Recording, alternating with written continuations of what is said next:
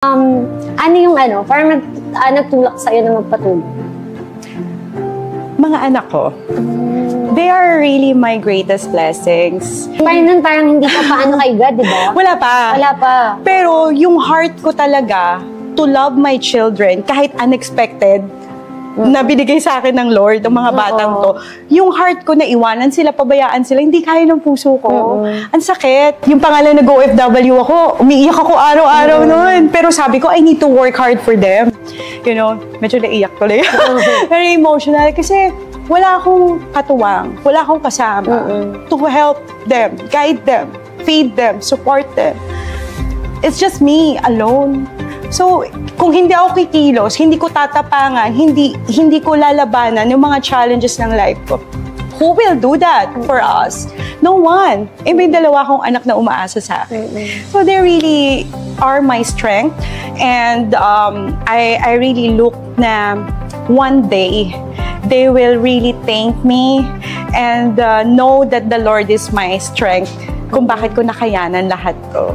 Ayun. Pero nakikita ko sa'yo, Miss Sid, na parang parang kahit imposible, posible. Yeah. No, if maniniwala ka talaga kay God. Kasi yun nga, mahirap talaga siya eh. And then, yun yung nagtulak sa'yo, yung anak mo. Pero ngayon, di ba, you have 2 kids na talagang sobrang supportive, andyan, di ba? Sobrang supportive sa'yo. Yes. And yun din yung naging way sa'yo para mas magbago ka. Yes. Kasi if hindi mo tinignan yung mga anak mo, siguro, ka pa rin, nasa old version mo pa rin ikaw.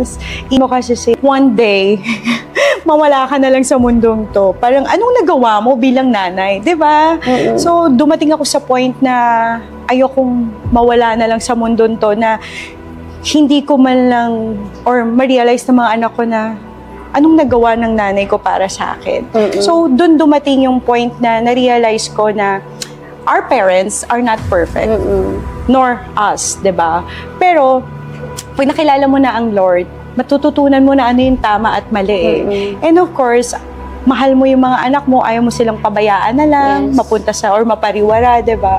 So, dahil mahal mo sila, you want to protect them, make a home na according talaga sa will ng Lord.